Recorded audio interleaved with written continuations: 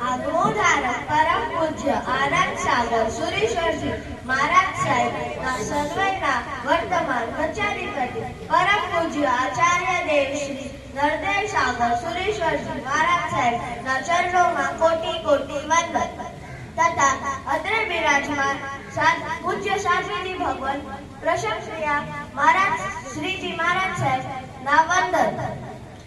સાધનાની સફર કરે તે સંત છે, મુક્તિની મીઠા સુર છેડે તે મહાન છે।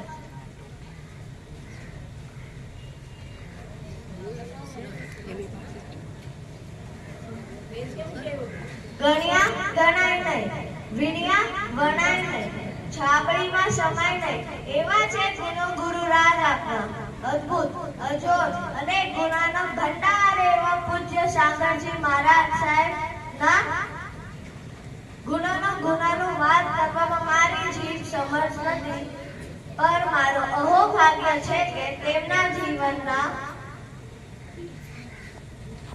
ગુણોનું ગુંજન કરી એવા કોઈ ગુણો મારામાં પણ અવૃત થાય।